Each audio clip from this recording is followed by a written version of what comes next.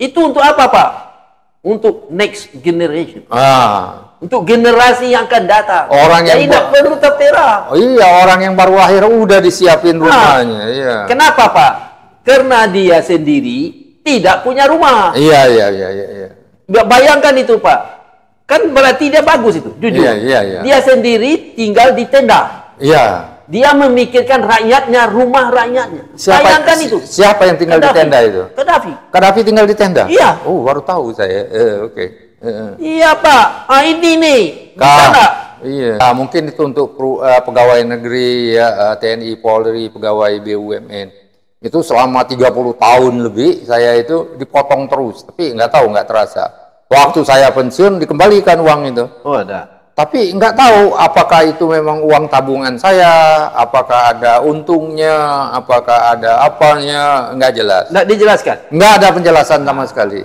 Tapi yang jelas ya, kalau tapera ini dilaksanakan, yang paling untung itu penyelenggaranya.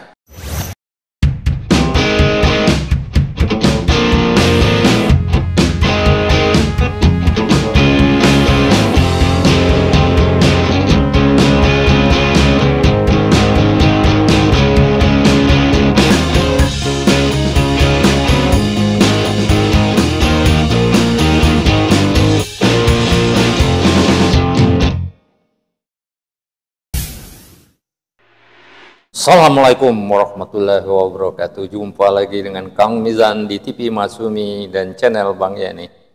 Pemirsa, dalam beberapa hari ini viral ya masalah tabungan perumahan rakyat tapera. Pro konsnya banyak sekali dari masyarakat. Umumnya konsnya kontra, tidak setuju, menolak. Tapi dari pihak pemerintah ya karena undang-undangnya sudah disahkan. Dan ini memang rencananya akan dilaksanakan dengan segera, ya tentu saja mendukung program tabungan perumahan rakyat ini. Nah, ini kira-kira ini tapera ini siapa yang untung sebetulnya? Penyelenggaranya, pemerintah, atau siapa? Dan yang buntung siapa? Buruh atau gimana? Atau ini perampokan terhadap rakyat, ada yang bilang. Nah, ini kita bahas dengan Dr. Wazri Afifih, Wakil Ketua Dewan Pakar Partai Masumi, dosen dalam dan luar negeri, untuk bincang-bincang siram-siraman kita berbagi wawasan mengenai baik buruknya tapera ini. Assalamualaikum Pak Wazri. Waalaikumsalam warahmatullahi wabarakatuh. Gimana mengenai tabungan perumahan rakyat ini, Pak? Begini, Pak, sesuai dengan tujuan channel kita ini. Kita bukan membangkang kata orang Malaysia. Kita bukan oposisi. Kita hanya memberi pendapat. Memberi pendapat, ya. Diterima atau tidak. Biarlah rumput yang menggoyang yang menjawab. Kalau kita tanya dengan yang bersalah itu, pasti jawabnya kita yang salah. Oke. Begini, Pak. Di dalam kamus, tabungan itu adalah orang yang mempunyai uangnya berlebih. Setidak-tidaknya berlebih dari beli beras. Ini masalah.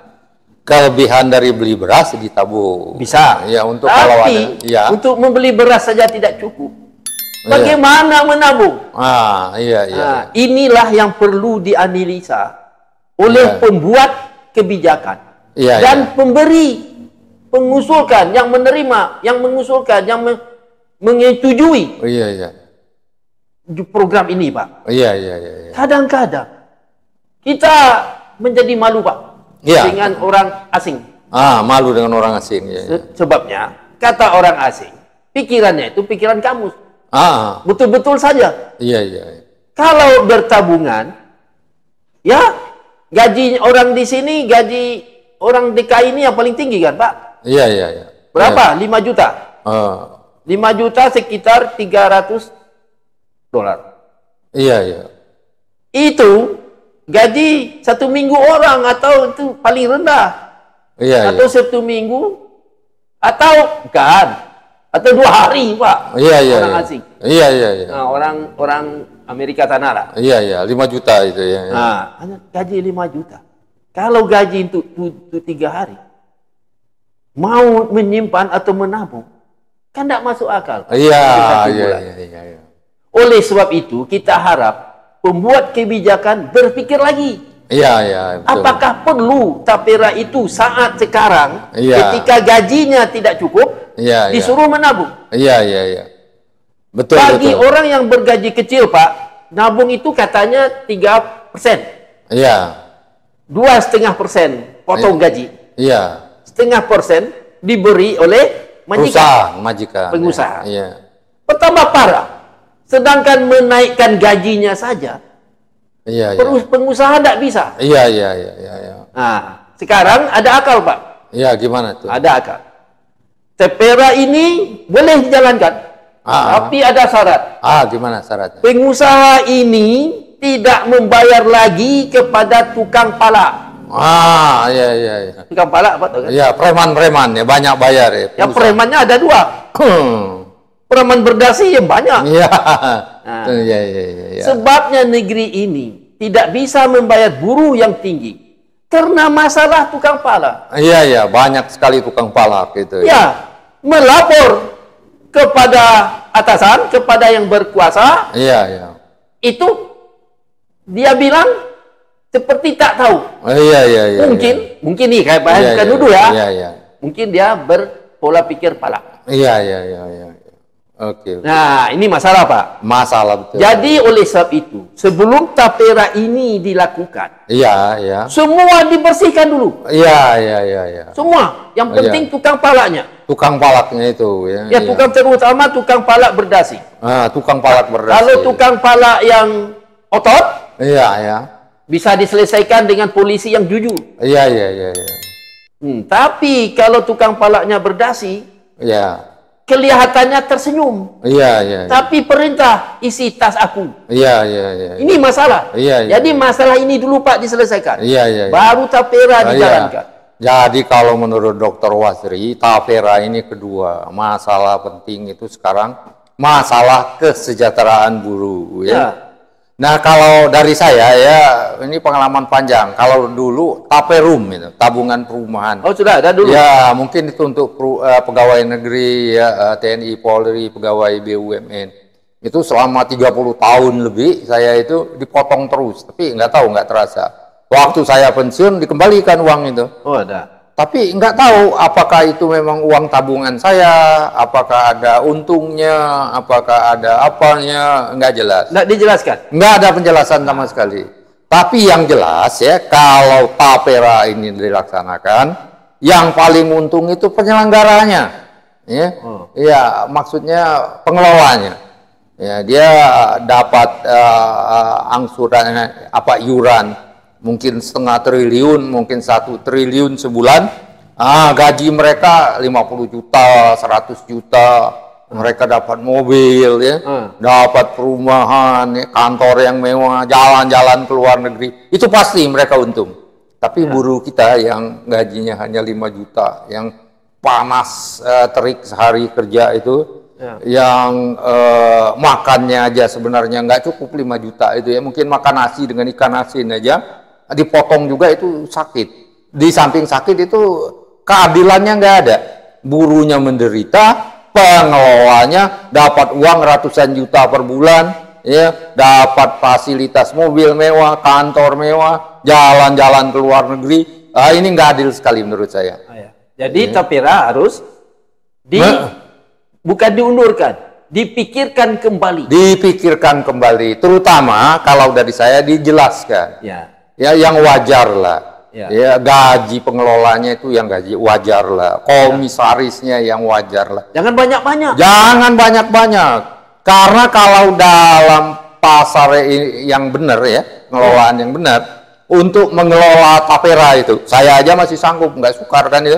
Saya digaji 10 juta aja mungkin mau, atau 5 juta aja mau. Jangan gaji 100 juta seperti sekarang ini ya. Itu kasih mobil lagi itu yang nggak benar itu. Dan ini diumumkan berapa banyak uangnya dapat ya, berapa banyak diinvestasikan, berapa banyak yang dikeluarkan untuk pengelolanya, Pak.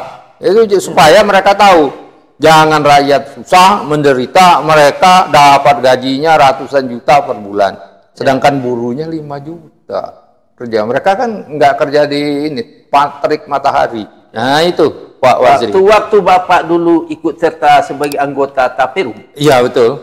Jumlah yang diterima Bapak hitung dari awal sampai akhir sesuai nggak? Enggak, saya nggak ngitung karena kecil. Kalau dari saya itu boleh dikatakan nggak ada artinya ya. Nggak, 2,5%. Enggak tahu persennya, tapi kecil angkanya. Dari yang saya terima itu boleh dikatakan nggak ada artinya ya. Tidak ada. Ya, karena saya kan pegawai senior ya, banyak tunjangan jabatan, tunjangan itu. Jadi ditutupi oleh tunjangan-tunjangan. Jadi potongan Taperum itu enggak dianggap, walaupun bagi pegawai kecil besar. Mungkin. Dan Bapak banyak tunjangan, dianggap dia dapat ditutupi dengan nggak diperhatikan. Tapi ya dari sisi keadilan ya, saya lihat ya sebenarnya nggak benar juga. Saya boleh dikatakan mensubsidi. Saya nggak ada manfaatnya sama sekali Taperum. Rumah saya kredit sendiri, yang lain kredit sendiri. Jadi bagi saya sendiri Taperum itu nggak ada manfaatnya sama sekali. Ya. Tapi bagi pegawai lain mungkin ada manfaatnya, mungkin nggak. Saya tahu berapa banyak yang dapat manfaatnya. Dari anggota Taperum yang jutaan itu ada berapa orang yang bisa dapat perumahannya? Nggak jelas juga kan? Nah, ini begini Pak, hidup ini jelas-jelas aja lah. Oh iya betul. Kalau mau menolong rakyat, tiru itu Gaddafi. Oke. Gaddafi itu Pak, baru lahir saja rakyatnya, sudah dibuatkan rumah di padang pasir. Nah itu. Orang bertanya padanya, itu untuk apa Pak? Untuk next generation. Untuk generasi yang akan datang. Orang yang tidak perlu tapera. Oh iya, orang yang baru lahir udah disiapin rumahnya. Iya. Kenapa Pak? Karena dia sendiri tidak punya rumah. Iya. Bayangkan itu Pak. Kan berarti dia bagus itu, jujur. Iya. Dia sendiri tinggal di tenda. Iya. Dia memikirkan rakyatnya, rumah rakyatnya. Bayangkan itu. Siapa yang tinggal di tenda itu? Gaddafi tinggal di tenda? Iya. Oh, baru tahu saya. Oke. Iya Pak, ini nih. Bisa nggak? Iya. Bisa nggak bangsa Indonesia berpikir seperti itu? Iya. Kalau seperti itu Pak, dimulai dari channel ini kita dukung Tapera. Iya. Tapi Pak, kalau yang akan dipotong 2,5% itu dari gaji yang beli beras pun tak cukup, undurkan saja. Iya. Anggota DPR ini berpikir buka itu rapat kepada rakyat. Siapa yang tidur, siapa yang setuju, siapa yang membantah. Jadi kita tahu. Jadi buruh yang pendapatannya 5 juta per bulan, sebenarnya pengeluarannya itu lebih besar dari 5 juta. Iya. Karena dengan uang 5 juta aja, makannya saja gizinya kurang. Mungkin makan ikan asin dengan nasi aja. Ya, dengan biaya transportasi itu, biaya sewa rumah dan lain-lain itu. Jadi kalau menurut kita sebaiknya Tapera ini paling tidak ya, yang wajib itu di atas 5 juta, mungkin di atas 10 juta, ya 15 juta baru kena Tapera. Kalau yang 5 juta itu tidak layak sama sekali untuk dikenakan iuran Tapera. Selain dari itu kita perlu keterbukaan. Pengelolanya itu jangan gajinya besar-besar. Ya jangan dia jalan ke luar negeri terus, dapat mobil mewah, kantor mewah, gaji 60 juta, 100 juta. Jumlah pemimpinnya berlimpah.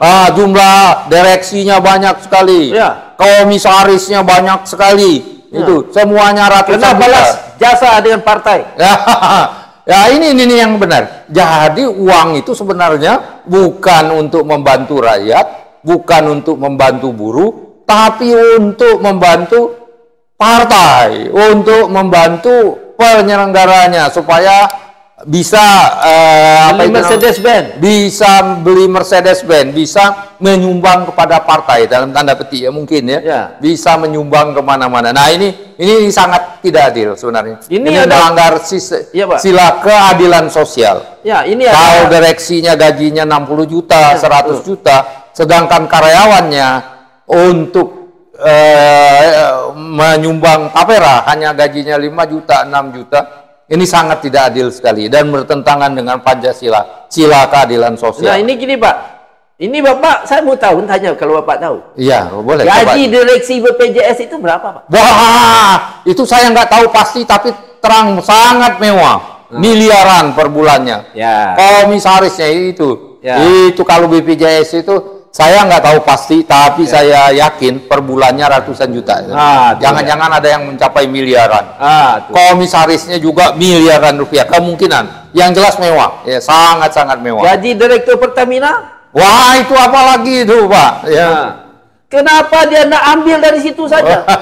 Ini rakyatku. Hasil dari gas, bumi, mata, semua batu bara. Rakyat kita telah diberkahi oleh Allah harta yang banyak.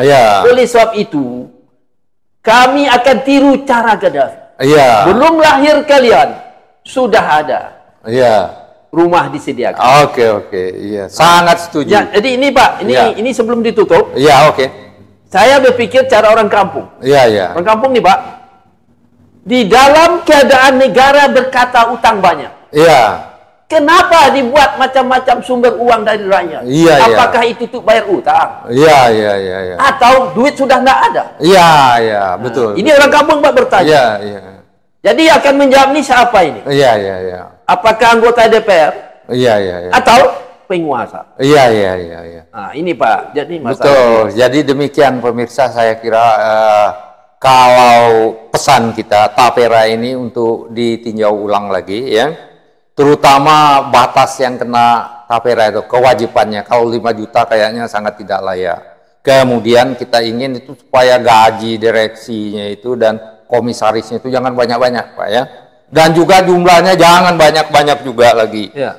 Dan kemudian kita minta keterbukaan ya. Jadi ada laporan siap berapa banyak pengeluaran dari pengelola tapera, ya, apa saja kegiatannya, investasinya apa aja. Apa hanya dia terima uang ngongkang-ngongkang, dapat gaji nggak ada kerjaan, uangnya disimpan aja di bank, dibeli pada surat utang negara, ya nggak ada kerjaan.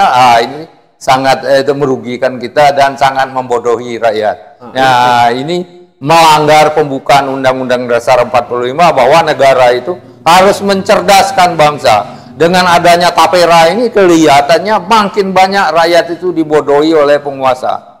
Ya Pak. Jadi begini Pak. Untuk nasib kita yang akan datang. Pemerintah, anggota DPR, semua pembuat kebijakan di negeri ini. Cobalah berterus terang apa adanya. Jangan lagi bermain sandiwara. Sandiwaranya itu diketahui oleh orang tamat SD. Sandiwara itu sandaran betul lah. Tadi sandiwara yang hanya berpura-pura manis di mulut, di hati berbeda pahit, jangan lagi buat. Bertobatlah sebelum negeri ini terpecah-pecah seperti Soviet Union. Betul ya. Kita sangat cemas ini keadaan kita sekarang ini, suasananya terus memburuk dan proyeksi Indonesia hancur di 2030 tuh kayaknya makin menguat sekarang. Demikian pemirsa, saya kira semoga bermanfaat dan sekali lagi untuk kebijakan tapera ini ditinjau kembali ya, aspek-aspek keadilan, transparansi dan lain-lainnya. Ya Pak, terakhir? Ya terakhir, oke Pak. Gini Pak, semua pembuat kebijakan di negeri ini bertobat nasuha, mengakui apa adanya. Jangan lagi berpura-pura. Sebelum negeri ini terbentuk 34 republik. Kan kita nggak enak. Sebelum terpecah belah. Nanti Masyumi ini yang mempunyai partai Masyumi antara DKI. Nggak bisa ke Jawa Barat. Karena negaranya lain. Kita himbau ini untuk menjaga keutuhan NKRI ini, pemerintah itu tobat nasuha semua. Tobat nasuha lah ini supaya berjalan di jalan yang benar lah, itu memikirkan rakyat ini. Kita yang menderita, untuk makan aja susah kita. Untuk makan dengan ikan asin, sayur asin aja sukar. Sedangkan di sana berpoya-poya miliaran rupiah per bulan. Demikian pemirsa, saya kira semoga bermanfaat ya. Wabillahi taufiq wal hidayah. Wassalamualaikum warahmatullahi wabarakatuh.